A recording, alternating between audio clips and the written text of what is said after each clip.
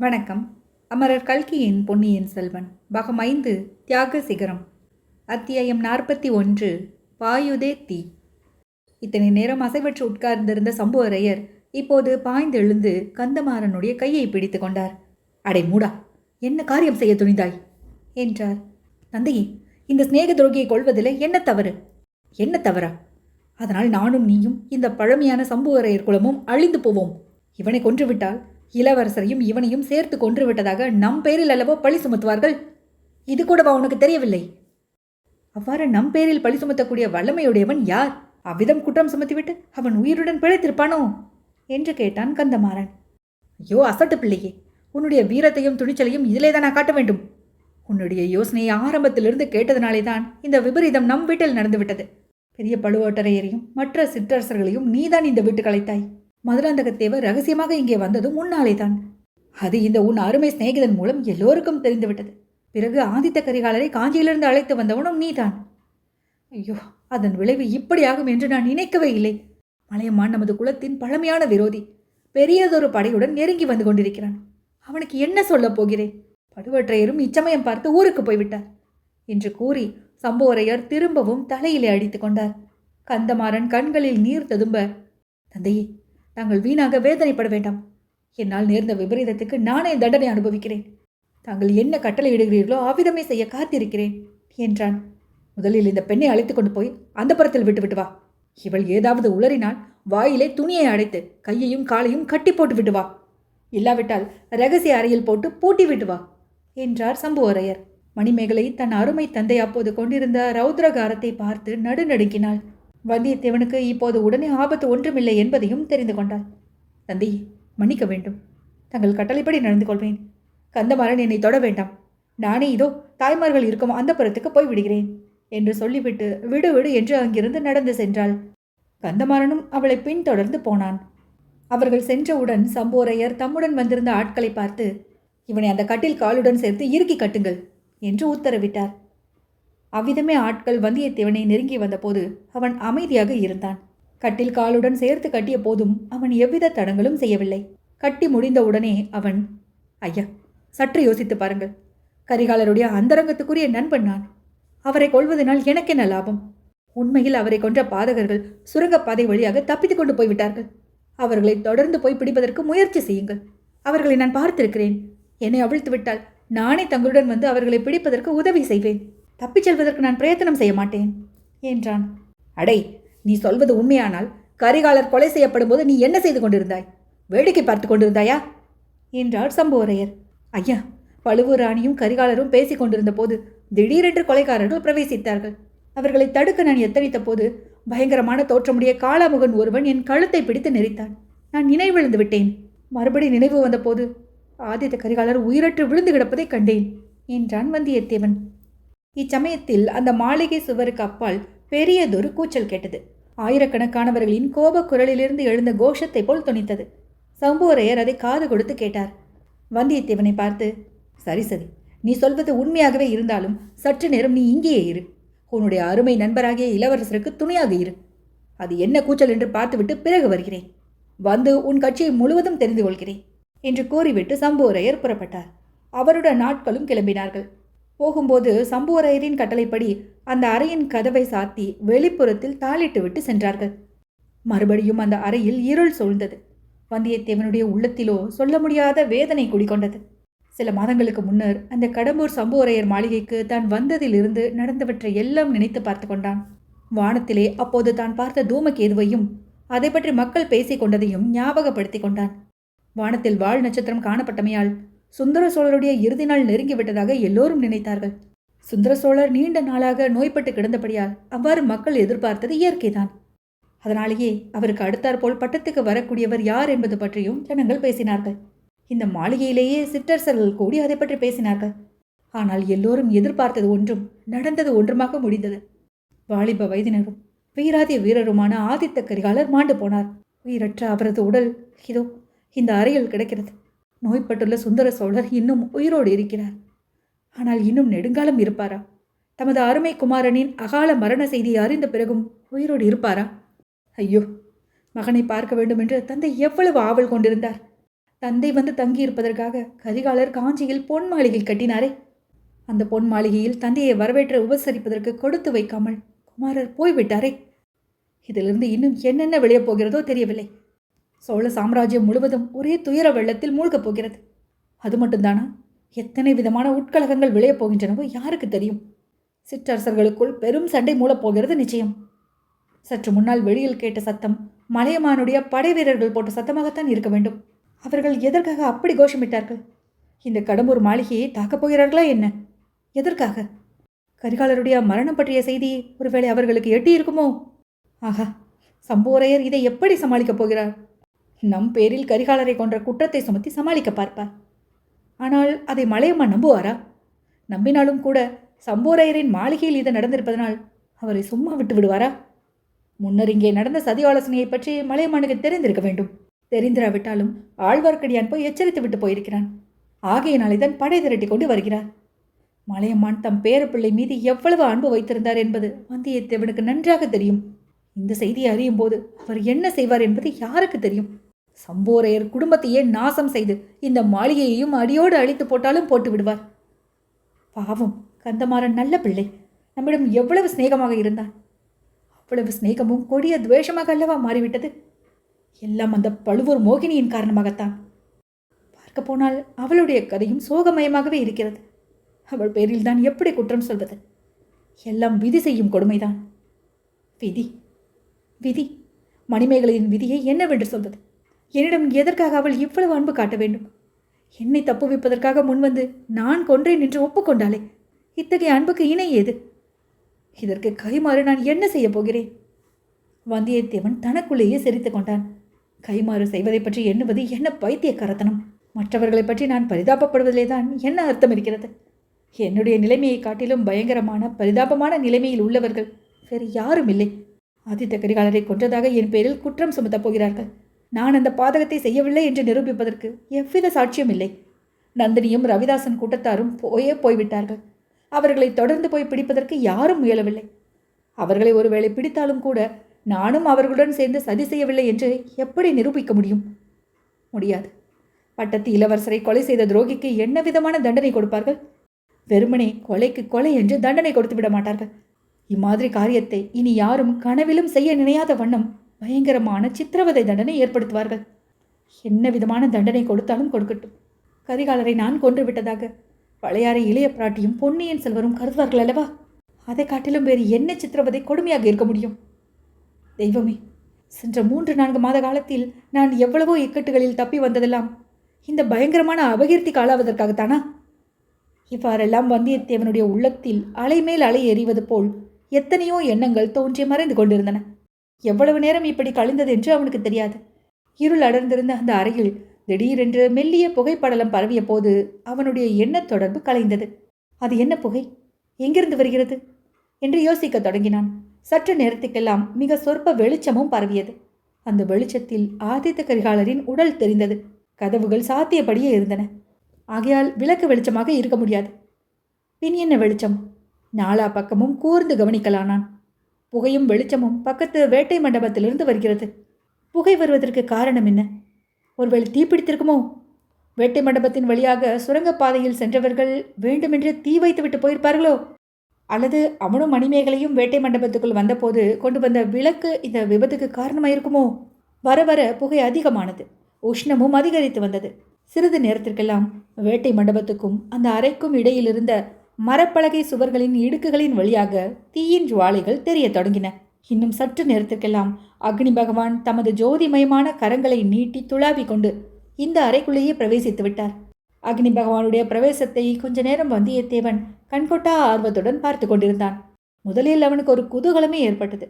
நம்முடைய கவலைகளை எல்லாம் அக்னி பகவான் தீர்த்து வைத்து விடப் போகிறார். ஆதித்த கரிகாலருக்கும் நமக்கும் ஒரே இடத்தில் தகனக்கிரியை நடந்துவிடப் போகிறது என்று எண்ணினான். ஆனால் இது சிறிது நேரம்தான் நிலைத்திருந்தது. கரிகாலரை கொன்றவன் என்ற குற்றச்சாட்டுடன் இந்த உலகை விட்டு போவதற்கு அவன் இஷ்டப்படவில்லை.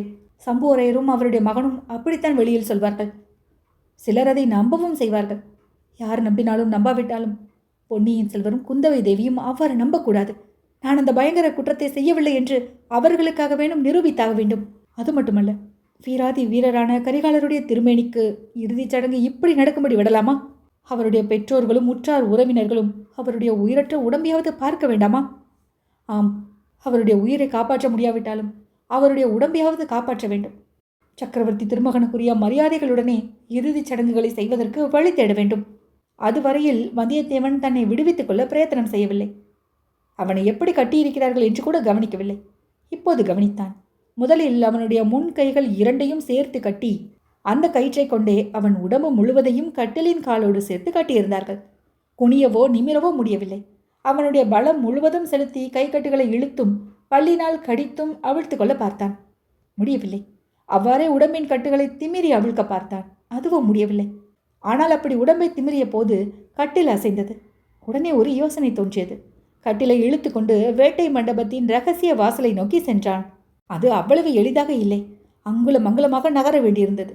கட்டிலை இழுத்த போதெல்லாம் அவன் உடம்பின் கட்டுகள் இறுகி வேதனையை உண்டாக்கின. ஆயினும் சகித்து கொண்டு சென்றான். வாசலை நெருங்கிய போது சாத்தியிருந்த கதவு இடுக்குகளின் வழியாக தீயின் ஜுவாலைகள் வந்து கொண்டிருந்தன. அந்த ஜுவாலைகளில் கையை கட்டியிருந்த கயிற்று கத்தையை பிடித்தான். கயிற்றில் தீ பிடித்தது. அதே சமயத்தில் அவனுடைய கைகள் மீதும் நெருப்பு ஜுவாலைகள் வீசி சகிக்க முடியாத வேதனையை உண்டாக்கின. ஆயினும் பொறுத்து கொண்டிருந்து நெருப்பு பிடித்து கைக்கட்டு அறுபட்ட உடனே உடம்பின் கட்டுகளை அவசர அவசரமாக அவிழ்த்து கொண்டான். அவிழ்த்து முடிப்பதற்குள்ளே கட்டிலின் திரைச்சீலைகளிலே தீப்பிடித்து கொண்டது. அறையில் புகை சூழ்ந்தது. வந்தியத்தேவனுடைய உடம்பெல்லாம் பற்றி எரிவது போன்ற உணர்ச்சி உண்டானது. அவனுடைய கண்களில் முதலில் எரிச்சல் கண்டது. பின்னர் கண்ணீர் ததும்பியது. கண் பார்வையே மங்க தொடங்கியது. ஏதேது, நானும் இளவரசரோடு இங்கேயே மாண்டு எரிந்து போக வேண்டியதுதான். ஒரு விதத்தில் இதுவும் நல்லதுதானே. இளவரசரை காப்பாற்றத்தான் முடியவில்லை.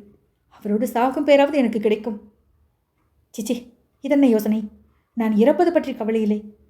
இளவரசருடைய உடல் இங்கு எரிந்து சாம்பலானால் எனக்கு அழியாத பழியளவா ஏற்படும்? என்னை அறிந்தவர்கள் என்னுடைய நினைவு வரும் போதெல்லாம் என்னை சபிப்பார்களே. அத்தகைய பழிக்கு இடம் கொடுத்து நான் ஏன் சாக வேண்டும்? இளவரசரின் உடலை எப்படி ஏனும் வெளியே எடுத்துச் செல்வேன். அவருடைய பாட்டன் மலையமானிடம் ஒப்புவிப்பேன். இளவரசரை நான் கொல்லவில்லை என்றும் கொன்றவர்களை கண்டுபிடித்து கொடுப்பேன் என்றும் உறுதி கூறுவேன். அவ்வாறு ஒப்புக்கொண்ட காரியத்தை செய்து முடித்த பிறகு நான் இறந்தால் பாதகமில்லை. அதுவரையில் எப்படியாவது இந்த உயிரை வைத்துக் கொண்டிருக்க வேண்டும். வந்தியத்தேவன் இப்போது கட்டுகள் அனைத்தையும் அவிழ்த்து கொண்டு விடுதலை பெற்றான். ஆனால் இதென்ன? கட்டில் தீப்பிடி தெரிகிறதே. வெப்பம் தாங்க முடியவில்லையே. கண்களை திறக்க முடியவில்லையே.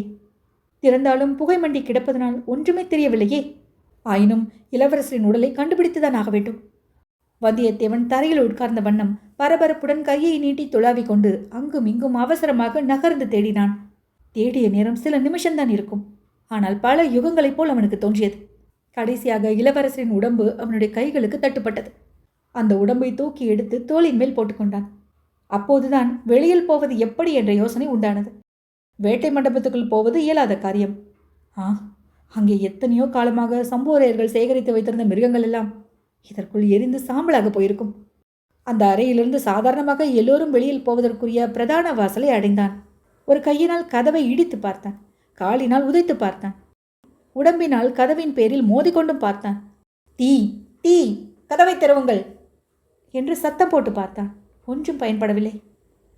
சி, என்ன அறிவீனம்! யாழ் களஞ்சியத்தின் வழியாகத்தான் ஏறி போக வேண்டும். ஐயோ, அதற்குள் அதிலையும் தீப்பிடிக்காமல் இருக்க வேண்டுமே. இத்தனை நேரம் வீண் பொழுது போக்கிவிட்டோமே. இப்போது அந்த அறை நல்ல பிரகாசமாக இருந்தது. ஆனால் அந்த பிரகாசம் பயன்படாதபடி புகை மண்டி கிடந்தது. கண்ணை திறந்து பார்க்கவே முடியவில்லை. கஷ்டத்துடன் பார்த்தாலும் திக்கு திசை ஒன்றும் தெரியவில்லை. யாழ் களஞ்சியம் இருக்கும் இடத்தை உத்தேசமாக குறிவைத்து கொண்டு வந்தியத்தேவன் ஓடினான். வழியில் காலில் ஏதோ தட்டுப்பட்டது. அது டனார் என்ற ஒலியை உண்டாக்கியது. ஆஹா, அது எனக்கு நினைவு வந்தபோது பக்கத்தில் கிடந்து கைக்கு அகப்பட்ட திருகுமடல் உள்ள கத்தியாகவே இருக்க வேண்டும். அந்த கத்தியில் ஏதோ ஒரு மர்மம் இருக்கிறது. அதை எடுத்துக்கொள்ளலாம். வழியில் யாராவது குறுக்கிட்டு தடுத்தால் ஒருவேளை அந்த கத்தி உபயோகப்பட்டாலும் படும். இவ்விதம் எண்ணி அந்த கத்தியை குனிந்தெடுத்தான். அப்போது எரிந்த கட்டிலிலிருந்து தெரித்து வந்த ஜுவாலை தணல் ஒன்று அவன் தோள் மீது விழுந்தது. அதை தட்டி அப்பால் எறிந்துவிட்டு ஓடிப்போய் யாழ் களஞ்சியத்தை அடைத்தான். இவ்வளவு நேரமும் அவன் தோளின் மீது சாத்தியிருந்த கரிகாலருடைய தேகத்தை அவனுடைய ஒரு கை இறுக பிடித்து கொண்டிருந்தது. ஆனால் அவ்விதம் தோள் மீது சாத்தி கொண்டே களஞ்சியத்தின் படிகளில் ஏறுவது அசாத்தியம். மேலே கதவு வேறு சாத்தியிருக்கிறது. எனவே கரிகாலருடைய தேகத்தை கீழே நிறுத்தி வைத்துவிட்டு மேலே ஏறி அதில் உள்ள கதவை திறந்தான். பாதி களஞ்சியத்தில் நின்று கொண்டு கரிகாலரின் தேகத்தை குனிந்தெடுத்தான். தெய்வமே, அதற்குள் தீ அக்களஞ்சியத்துக்கும் வந்துவிட்டதே. இன்னும் சில நிமிடம் தாமதித்திருந்தால் இந்த வழியும் இல்லாமல் போயிருக்கும். வந்தியத்தேவன் மேல் மச்சில் கரிகாலருடைய உடலை தூக்கி போட்டுவிட்டு தானும் ஏறி வந்து சேர்ந்தபோது பாதி பிராணன் போனவனாக இருந்தான். இத்தனை நேரம் நெருப்பிலும் புகையிலும் வெந்து கொண்டிருந்தவன் மீது இப்போது குளிர்ந்த காற்று வீசியது. சிறிது நேரம் அங்கேயே கிடந்து இளைப்பாறலாமா என்று யோசித்தான். கூடாது, கூடாது, ஒரு நிமிஷம் கூட தாமதிக்கக்கூடாது. தீப்பிடித்த கட்டிடம் எப்போது இடிந்து விழும் என்று யார் கண்டது? மறுபடியும் கரிகாலருடைய உடலை எடுத்து தோளின் மேல் போட்டுக்கொண்டு மேல்மச்சு வழியாகவே விரைந்து சென்றான். முன்னொரு தடவை போனது போலவே மாட கூடங்களை கடந்து சென்றான். ஆனால் முன்னே அவன் தனியாக போனபடியால் மாளிகை மச்சிலிருந்து கீழே இறங்கி நிலாமுற்றத்தை கடந்து மதில் சுவர் மீது ஏறி குதித்து போவது சாத்தியமாக இருந்தது. இப்போது அது முடியுமா? அவன் மிகவும் களைத்து போயிருந்ததுமன்றி ஆதித்த கரிகாலருடைய தேகத்தையும் அல்லவா தூக்கி போக வேண்டியிருக்கிறது. அப்போது அம்மாளிகைக்கு வெளியே நாலா பக்கங்களில் இருந்தும் எழுந்த பெரும் ஆரவார கூச்சல் மீது அவன் கவனம் சென்றது.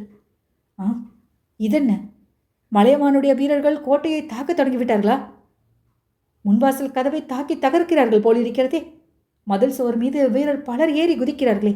இளவரசர் கொலையுண்டார் என்ற செய்தியை அறிந்துதான் மலையமான் கடம்பூர் மாளிகையை தாக்க கட்டளையிட்டு விட்டாரா? அப்படியானால் கரிகாலருடைய உடலை தூக்கி கொண்டு வரும் என்னை பார்த்தால் அவ்வீரர்கள் என்ன செய்வார்கள்? ஏன், நான் தான் அவரை கொன்றதாக எண்ணிக்கொள்வார்கள். என்னை சின்னாபின்னம் செய்து போடுவார்கள். ஆகையால் நான் மிக ஜாக்கிரதையாக நடந்து கொள்ள வேண்டும். யார் கண்ணிலும் தென்படாமல் போக வேண்டும். மலையமான் இருக்கும் இடத்தை கண்டுபிடித்து அவரிடம் அவருடைய பேரப்பிள்ளையின் திருமேனியை ஒப்புவித்து விட வேண்டும். அதற்கு பிறகு நடப்பது நடந்து விட்டு போகட்டும். பின்னர் வந்தியத்தேவன் மிக ஜாக்கிரதையாக மாடக்கூடங்களின் மறைவிலும் அவற்றின் நிழல் படர்ந்திருந்த இருளான இடங்களிலுமே பதுங்கி நடந்து சென்றான்.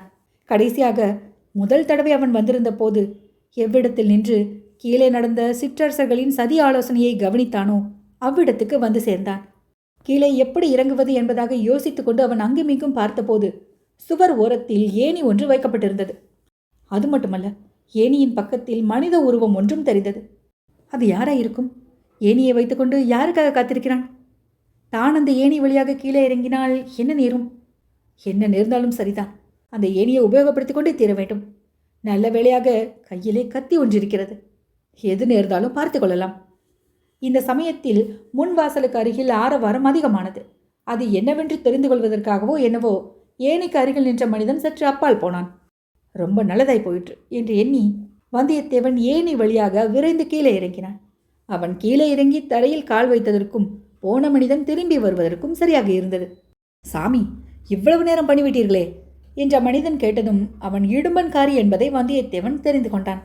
அதே கணத்தில் இடும்பன்காரி யாரை எதிர்பார்த்து அங்கே காத்து கொண்டிருந்தான் என்பதையும் ஒருவாறு ஊகித்து கொண்டான். இடும்பன்காரி அவன் அருகில் வந்ததும் வியப்புடன், அடே நீயா? யாரை தோளில் போட்டுக்கொண்டு வருகிறாய் என்று கேட்டான். ஆமாப்பா, நான் தான் காளமுக சாமியாரின் சீடன். ரணபத்ரகாளியின் பலியுடனே என்னை முன்னால் அனுப்பினார். அவர் பின்னால் வருகிறார். உன்னை இங்கேயே ஏணியுடன் இருக்கச் சொன்னார். இதோ பார், இக்கத்தியை உனக்கு அடையாளம் காட்ட சொன்னார் என்று வந்தியத்தேவன் கூறி திருகு கத்தியை காட்டினான். இடும்பன்காரி சிறிது சந்தேகத்துடனே, இத்தனை நாளாக நீ எனக்கு சொல்லவில்லையே. போனால் போகட்டும், சாமியார் இவ்வளவு நேரம் பண்ணுகிறாரே, எப்படி இங்கிருந்து வெளியே போகப் போகிறோம்? திருக்கோவலூர் வீரர்கள் மாளிகையை சூழ்ந்து கொண்டு உள்ளே வரவும் தொடங்கிவிட்டார்களே என்றான். அதனால் என்ன? கூட்டம் அதிகமானால் நாம் தப்பிச் செல்வது சுலபம். அதெல்லாம் பெரிய சாமியாருக்கு சொல்லித்தர வேண்டுமா என்ன? அவர் எப்படியோ வழி கண்டுபிடிப்பார். நீ இங்கேயே அவர் வரும் வரையில் காத்திரு. நான் போய் நந்தவனத்தில் இருப்பதாக சொல் என்றான் வந்தியத்தேவன். இடுமன்காரியின் மறுமொழிக்கு காத்திராமல் விடு விடு என்று மேலே நடந்தான். இடுமன்காரியின் கண்ணோட்டத்திலிருந்து மறைந்ததும் அந்த மாளிகையின் முன்வாசல் கோபுரத்தை நோக்கி நடந்தான். அத்தியாயம் 41 நிறைவுற்றது.